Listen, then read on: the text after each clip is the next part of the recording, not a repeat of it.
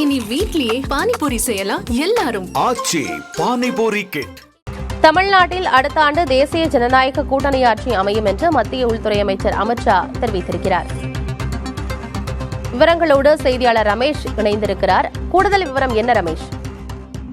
Coalition government in 2026 says Amit Shah என்ற தலைப்பில் ஒரு தனியார் தமிழகத்தில் சேர்ந்த ஆங்கில ஒரு செய்தித்தாளுக்கு மத்திய உள்துறை அமைச்சர் கொடுத்திருக்கிறார், பேட்டி கொடுத்திருக்கிறார். அதில் அவர் பல்வேறு விஷயங்களில் சுட்டிக்காட்டிருக்கிறார். அதாவது கூட்டணி மந்திரி சபை என்ற ஒரு முக்கியமான விஷயத்தை சொல்லியிருக்கிறார். ஏற்கனவே ஆந்திராவில் தெலுங்கு தேசம் மற்றும் பாஜக கூட்டணி மந்திரி சபையில் இருக்கிறார்கள்.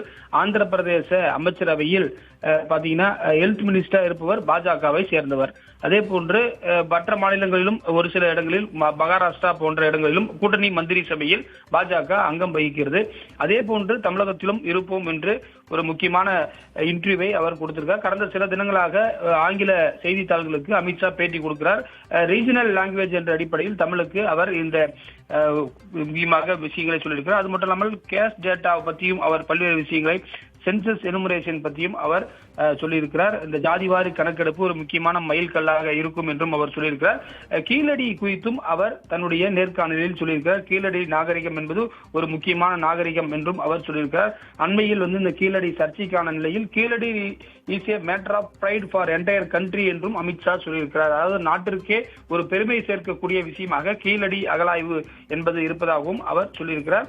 அது மட்டும் இல்லாமல் 2026 சட்டமன்ற தேர்தலில் பாத்தீங்கன்னா ஏடிஎம்கே மற்றும் பிஜேபி இருக்கக்கூடிய என்டிஏ அலையன்ஸ் கூட்டணி மந்திரி சபை ஆட்சிக்கு வரும்போது கூட்டணி மந்திரி சபைக்கு வாய்ப்பு இருப்பதாகவும் சொல்லியிருக்கு. ஏற்கனவே ஏப்ரல் 11ஆம் தேதி சென்னையில் அமித்ஷா மற்றும் எடப்பாடி பழனிசாமி ஆகியோர் செய்தியாளர்களை சந்தித்தார்கள். அப்போதும் அவர் கூட்டணி மந்திரி சபை என்ற ஒரு வார்த்தையை சொல்லியிருக்கிறார். அது மட்டும் இல்லாமல் இந்த ஜாதிவாரி கணக்கெடுப்பு என்பது முக்கியமான ஒரு விஷயமாகவும் மத்திய அரசு கொண்டு வந்திருக்கூடிய முக்கியமான விஷயமாகவும் சொல்லியிருக்கிறார். பல்வேறு விஷயங்கள் தமிழ்நாடு சார்ந்த பல்வேறு கேள்விகளுக்கு அவர் பதில் அளித்திருக்கிறார். ஆனந்தி, கூட்டணி ஆட்சி அப்படின்றத பொறுத்த வரைக்கும் அதிமுகவினுடைய நிலைப்பாடு என பிரதான கட்சியாக இருக்கிறது. அதே போல தாவேகாவுக்கும் பாரதிய ஜனதா கட்சியினர் மறைமுகமாக கூட்டணிக்கான அழைப்பு விடுக்கிறார்கள் என்று சொல்லப்படும் நிலையில் டிவிகேவும் இந்த கூட்டணியில இடம்பெறும் பட்சத்துல தமிழ்நாட்டில் கூட்டணி ஆட்சி அப்படிங்கிறதுக்கான வாய்ப்பு எந்த அளவுக்கு இருக்கு ரமேஷ்?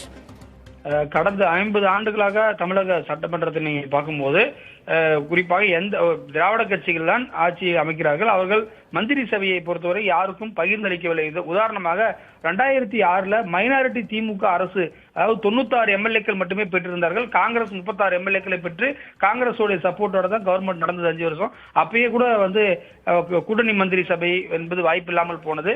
ஆனால் மற்ற காலங்களில் மற்ற அசம்பிளி அனைத்துமே பார்க்கும்போது மெஜாரிட்டியாக ஒன்று திமுக அல்லது அதிமுக 2 பேரும் தான் 118 என்ற அந்த நம்பரை தாண்டி வச்சிருந்தார்கள். எனவே அவர்கள் யாருக்கும் மந்திரி சபையை பகிர்ந்து அளிக்காமல் இருந்தார்கள்.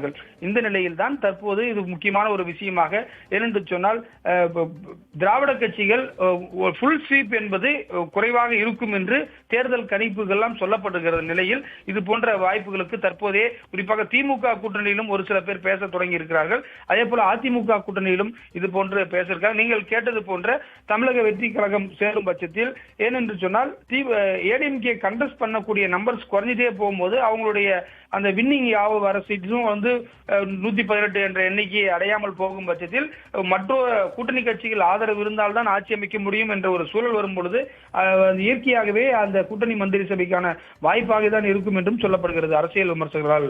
ஆனந்தி, கூடுதல் விவரங்களுக்கு நன்றி ரமேஷ். இனி வீட்லயே பானிபூரி செய்யலாம் எல்லாரும். ஆச்சி பானிபூரி கிட்.